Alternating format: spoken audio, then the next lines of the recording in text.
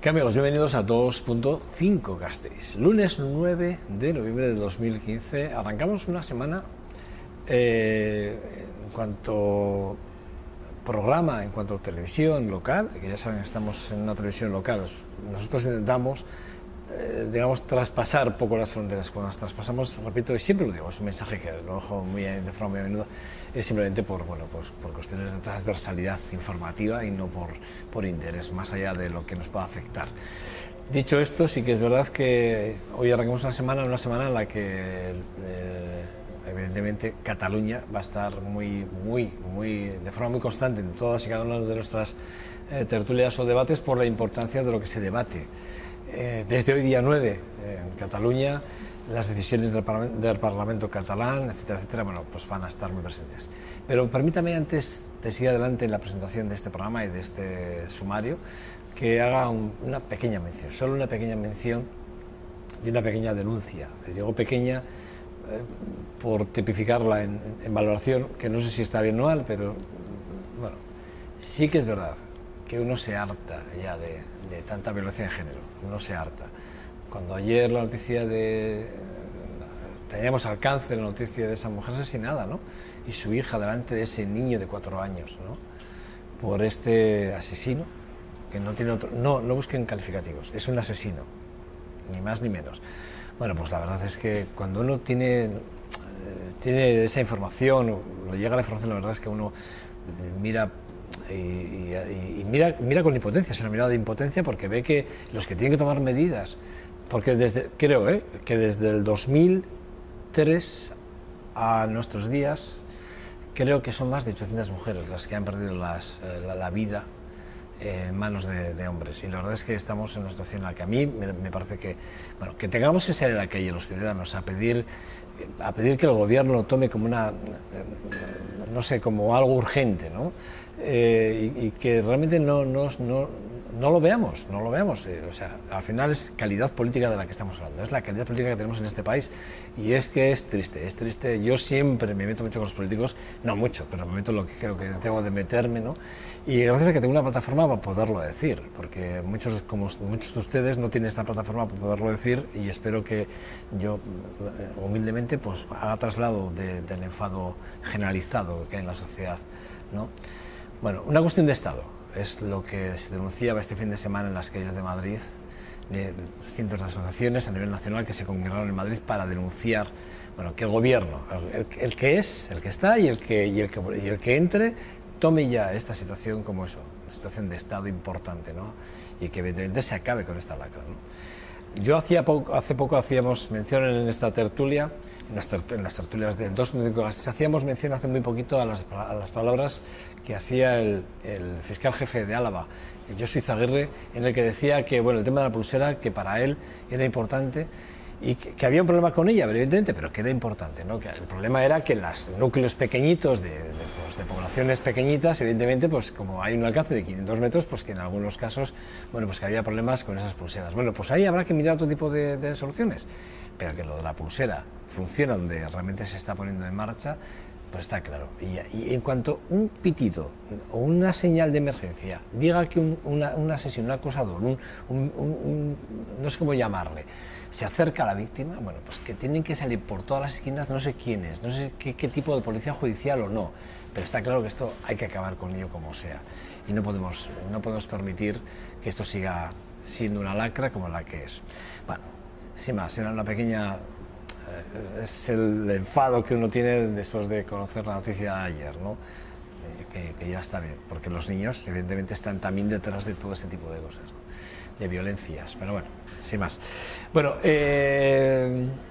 dentro del programa de 2.5 Gasteiz, en este lunes día 9, vamos a abordar, bueno, yo creo que más de uno de los que oigan enseguida a nuestro invitado.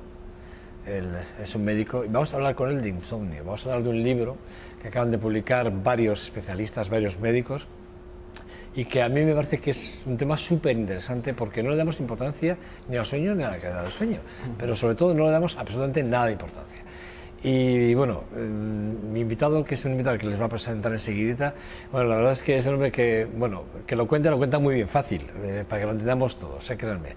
Bueno, pero dicho esto, ya saben que después de esta entrevista que vamos a hacer con Carlos Gea Santaolalla, que es el jefe de la unidad de sueño de Lua, que lo tengo aquí sentado ya conmigo. Bueno, pues ya sé que vamos a los deportes con el jefe de la redacción deportiva de esta casa, con Jon Dos Santos. Seguidamente vamos a la tertulia hoy, Esperanza Molina, Marinieves Urrutia y José Ramón Berzosa. Vamos a hablar, créanme, vamos a hablar del sínodo, como no podía ser de otra forma, tanta guerra que está dando el sínodo y las conclusiones de un sínodo que concluía hace unas semanas y que también es importante. Visto lo que está pasando en la Iglesia Católica, bueno, pues también nos va a afectar, créanme. Bueno, y recta final, hoy vamos a hablar del Festival de Música Sincro, que una edición más, ha arrancado hace una semana. Bueno, pues Alfonso García de la Torre estará con nosotros para hablar de ese festival. Bueno, dicho esto, lo que les decía, les presento ya a mi invitado y créanme que es un verdadero placer contar con él, porque vamos a hablar de un libro recién editado, muy reciente, de reciente edición, que se dice, Javier Gea Santaolalla, que es el jefe de la unidad de sueño de la HUA, en el UA, que conocemos ahora mismo, en la clínica universitaria, Alavesa, ¿no? Se dice, ¿no? Se dice, ¿no? Se dice, lo he dicho bien, HUA, ¿no? Sí, Hospital Universitario de Araba. Bueno, buenos días. Bueno, buenos días. Bueno, decíamos fuera de cámara, voy a declarar algunas cosas, voy a hacer pública algunas de las cosas que hemos hecho fuera de cámaras, porque a veces lo que se dice fuera de cámaras a veces es tan interesante como lo que se dice dentro, ¿eh? Me gustaría decir una cosa, porque quiero apoyar lo que tú has dicho sobre las mujeres. Soy esposo de una mujer y padre de una hija, y cualquier persona puede entender que esto ha llegado a su fin. Tenemos que contribuir todos, en la medida de nuestras posibilidades, a que esto acabe, porque esto nos hace daño a todas las personas, a todo el ser humano, y sin que esto tenemos que ir adelante, porque si no, no seremos una sociedad digna como tal, ¿no? Tú me hablabas precisamente de esto, que hablábamos fuera, que te decía, voy a hacer una entradilla porque estoy como un poco como afectado por el asesinato por los asesinatos de este fin de semana. Te decía, me hablabas del homo y del sapiens. Tú me decías que somos muy homos y no somos tan sapiens, ¿no? No. Me hablabas además de esa diferencia entre el hombre y la mujer. Me hablabas de por qué la naturaleza nos ha hecho con unos rasgos determinados. Me hablabas. La agresividad del macho, por eso las mujeres tienen rasgos más suaves y los niños, ¿no? Para evitar la agresividad del macho. Pero es que ya no somos homo, ya somos sapiens. Y eso es el paso que tenemos que dar, no solamente como individuos, sino como sociedad, ¿no? Yo creo que hay más agresividad hacia la mujer que hacia las personas de color, ¿no? Actualmente. Y ese paso que dimos para considerarnos todos iguales tiene que ser iguales en todo, ¿no? Hasta que no lo hagamos, que nadie piense que somos una sociedad. No. Pero bueno, yo denunciaba también en mi entradilla, y que no, bueno, vamos a entrar en el libro ya, porque lo que veremos hablar es de tu libro, que decía para comprar, pero sí que es verdad que yo un poco, a veces suelo denunciar mucho las posturas políticas, ¿no? Hace poco denunciaba la situación del éxodo migratorio y cómo la política internacional realmente se tiene que sentar a plantear el cómo abordarlo, y dice, bueno, dentro de 15 días, como que estas personas pueden esperar 15 días. Dices, oiga, mire, es que estas personas no pueden esperar 15 días a que usted se reúna.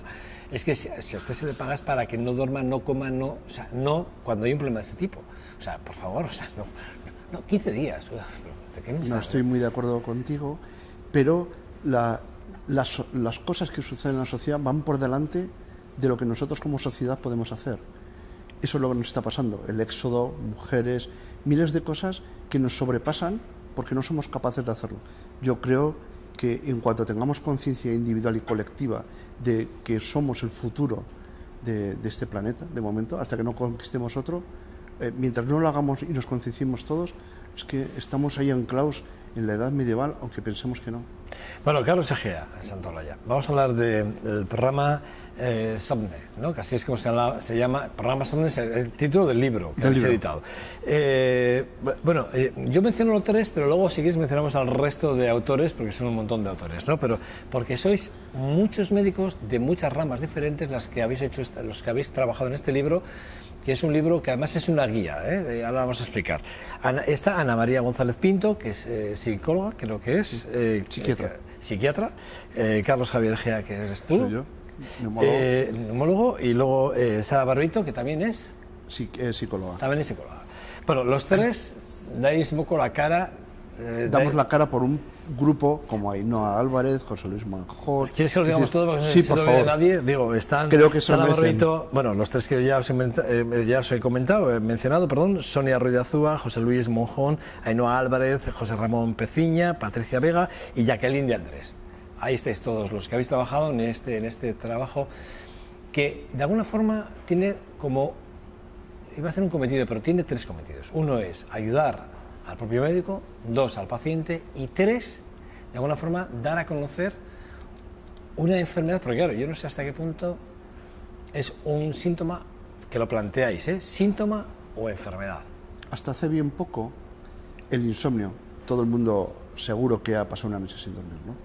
Era, pues bueno, ya dormirás mañana, ¿no? El sueño parecía una pérdida de tiempo y no era considerado como un problema, salvo en casos muy extremos. E incluso más aún, se pensaba que el insomnio era como el vómito, un síntoma secundario. O sea, vómitos, no hay una consulta que ponga vómitos, ¿no? Pone gastroenteritis o problemas de úlcera, ¿no? Pero no de vómitos. Pues esto era lo mismo, ¿no? Hasta hace bien poco no era una enfermedad como tal. Ahora sí. Un síntoma, como tal, un síntoma.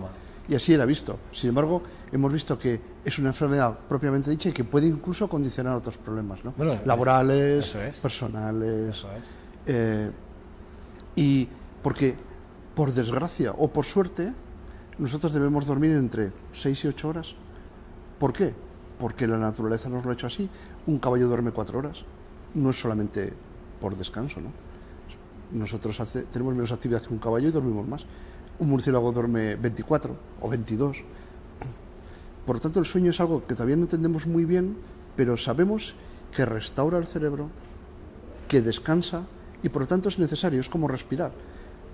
Ojalá, igual dentro de 1000 años, igual necesitamos dormir 2 horas, pero ahora necesitamos Y si no dormimos, las consecuencias son que en la vida diaria, al día siguiente, repercute. Laboral, personal o en todos los ámbitos, ¿no? Uno se levanta cansado, de mal genio, y eso día a día, mes a mes, condiciona que esa persona esté casi fuera del circuito global humano, ¿no? Porque no puede entablar en una conversación porque se enfada o está cansado para hacer una actividad. Ese es el problema. Y hasta ahora, ¿qué mujer, seguro que nos está escuchando, en la menopausia se levanta con sofocos y duerme 2 horas o 3 y al día siguiente está cansada? Y se lo dice a su madre y le dice: no te preocupes, cuando se te pase la menopausia dormirás. Pero bueno, ¿es que alguien aguanta una semana con dolor de muelas? ¿A que no? No. ¿Por qué vas a aguantar una semana sin dormir? Y ese es el fundamento del libro, ¿no? De 6 a 8 horas es el promedio que hay que dormir, ¿de horas? Es individual, ¿eh?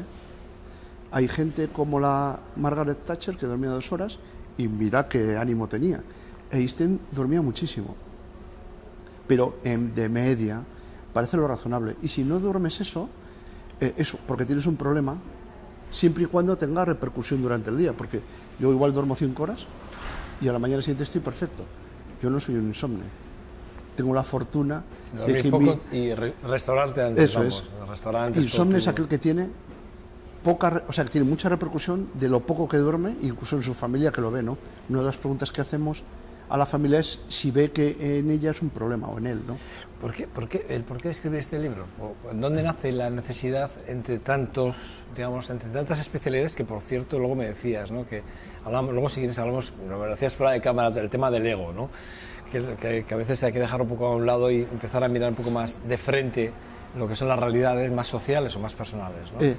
Es la primera vez que nos juntamos varias especialidades para describir algo que no estaba descrito en términos de ¿y el tratamiento cuánto dura? ¿No? Todo el mundo sabe que si uno tiene una amigdalitis, 7 días de antibióticos, si uno tiene una neumonía, 8 días de antibióticos. Pero en el insomnio no. ¿Y esto cuánto es? ¿Toda la vida? ¿Eres insomnio toda la vida? Entonces, gracias a copiar a otros sistemas, por ejemplo la quimioterapia, decidimos que ya hay estudios suficientes que avalan que esto en el tiempo puede ser real, ¿no? Acotarlo a ciclos.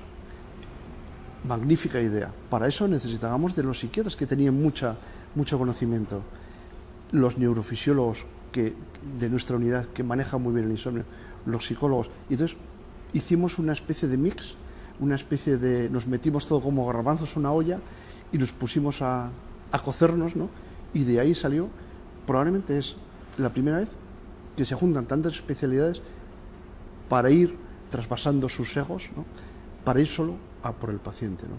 Y decir de manera abierta, no solamente a los médicos, hay en una caja de Pandora que solo lo pueden abrir ellos, sino también a los terapeutas y a los pacientes, ¿cómo lo hacemos? Sí, es una guía para terapeutas, médicos y pacientes. Y pacientes. O sea, es una guía completa que decir que no está exento, y efectivamente lo que tú dices un poco, que además es lo que llama la atención, ¿no? Que es algo que está hecho por médicos, especialidades muy concretas, para médicos, para especialistas y además el paciente. Fácil de entender, el paciente que lo compre el libro lo va a entender con facilidad.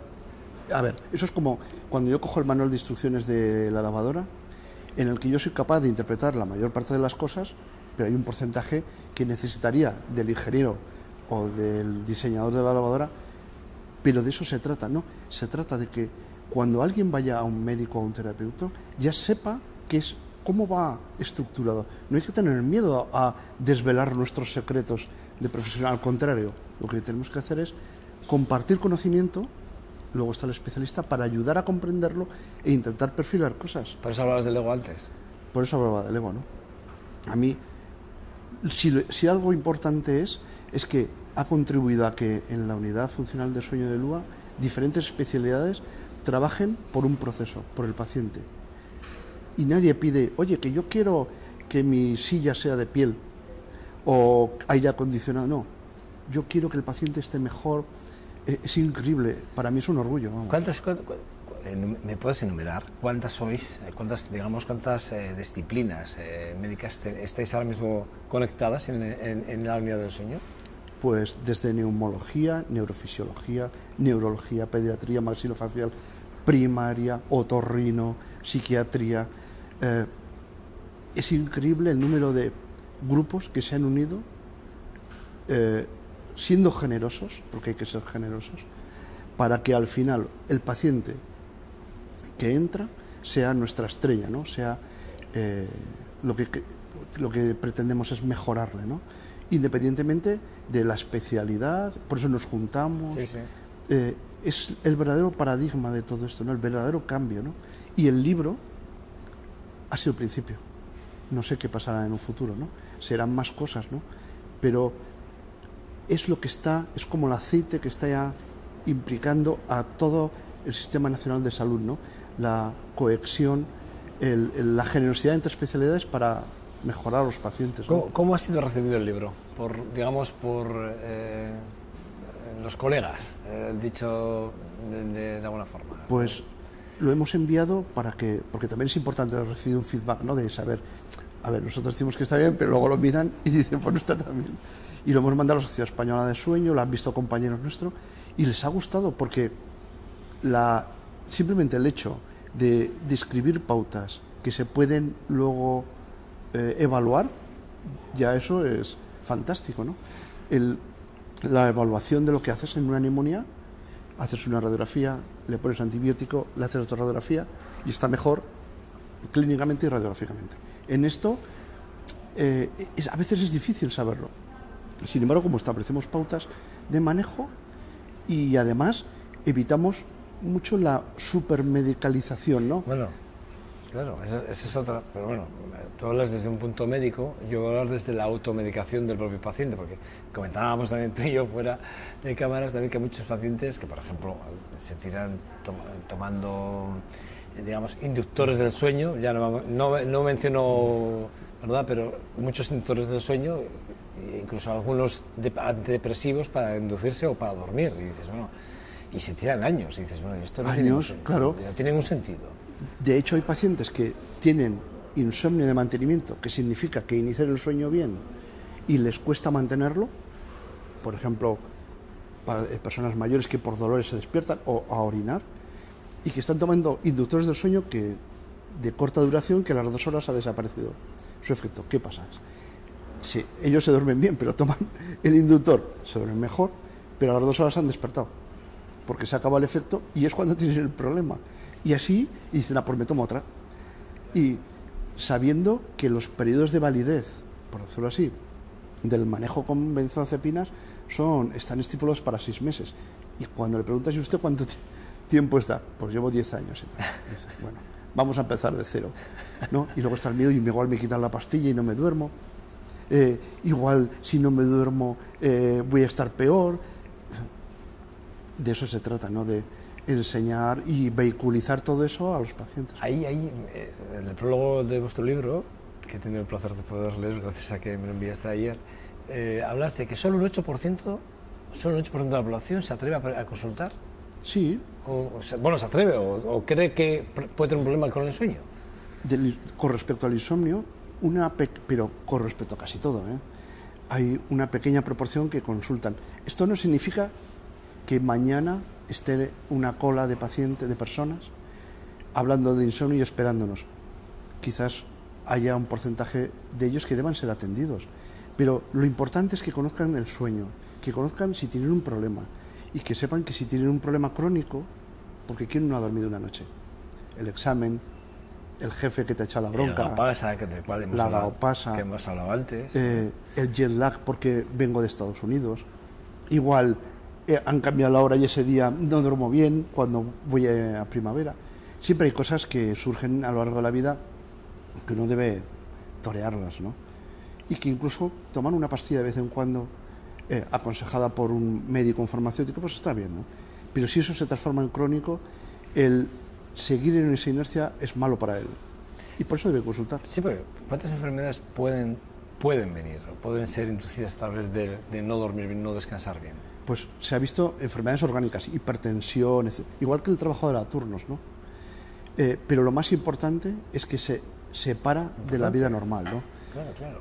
Porque el separarse de la vida normal significa que cuando él se levanta a las 5 de la mañana, por ejemplo, porque ya no duerme más, va a trabajar mal descansado y puede tener más accidentes de tráfico, por ejemplo. Eso ya es un hándicap. Puede ir a trabajar y si es alguien que trabaja con ordenadores o con máquinas de precisión, no hacer su trabajo bien. O puede ser que esté con su pareja y se enfaden por cosas que realmente no merece la pena enfadarse, que ya hay cosas para enfadarse, como hemos hablado al principio, ¿no? Importante. He leído, fíjate la importancia, además lo habláis prácticamente en la sección número 1, ¿no? Creo que es en la primera parte del libro, cuando habláis de los materiales para terapeutas, habláis del comienzo de la relajación, habláis con el tema de la respiración, ¿no? Con lo importante de la respiración. Yo, por ejemplo, soy un hombre que me acuerdo, me enseñaron una vez a relajarme a través del diafragma, vamos, de saber llegar con la respiración hasta la base del diafragma, tal, no sé qué, hacerlo pausado, y la verdad es que a mí, en mi caso, a mí me ha funcionado. Cada vez que estoy que me noto un poco más nervioso de lo normal, intento desconectar 10 minutos, lo hago, incluso me llego a quedar dormido. O sea, si lo hago despacito, me acabo dormido. Yo en mi caso, cuento mi caso, ¿eh? En general, el yoga utiliza ese sistema, ¿no? La respiración no es por el hecho de la respiración, sino por la concienciación de la respiración.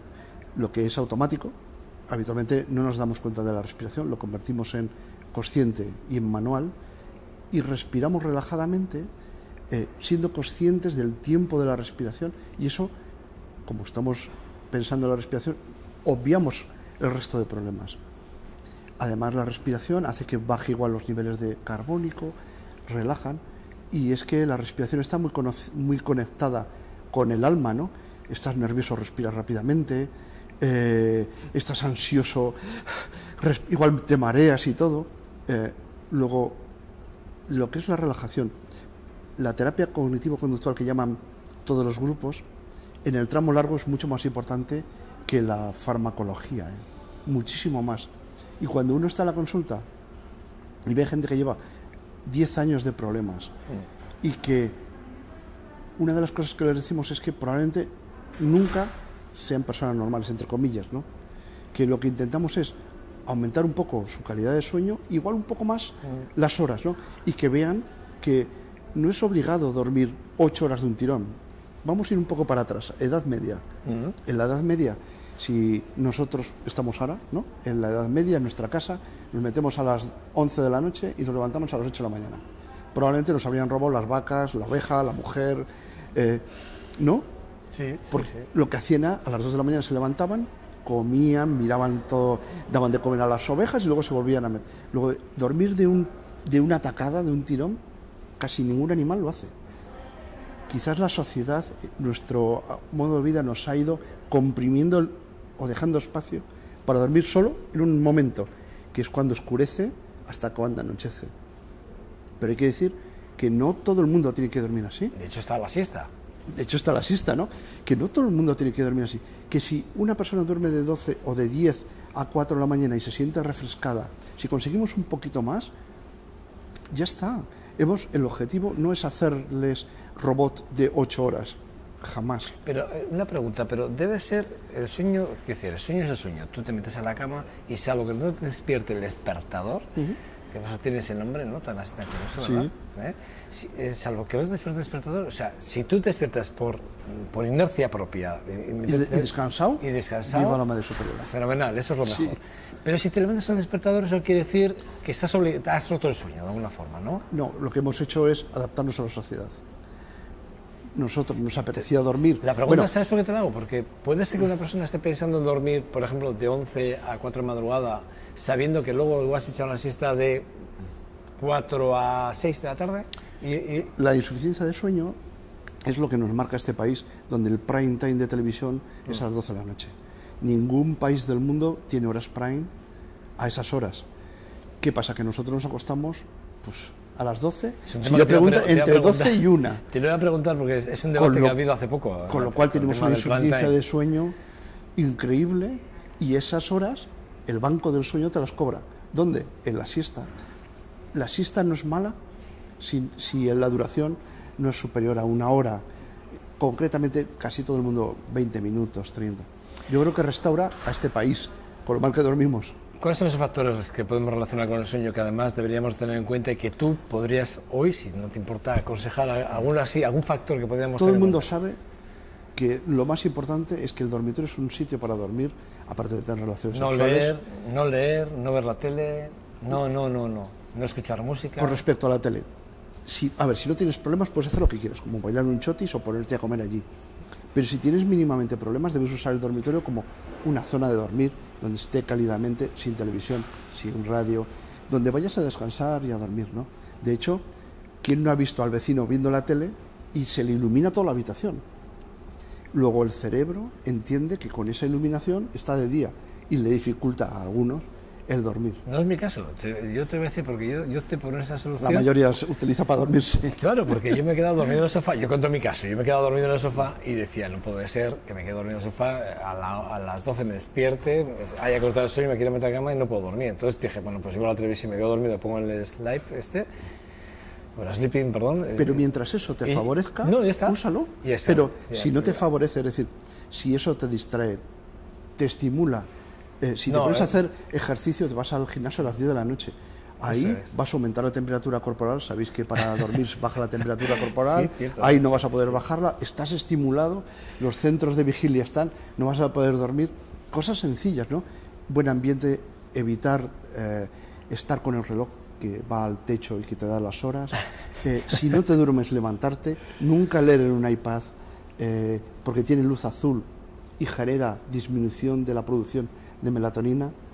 Cosas sencillas, evitar comer, cenar como si fuera en ti la vida, esas cosas básicas. Bueno, este programa Somne, que es el título que lleva el libro que han publicado,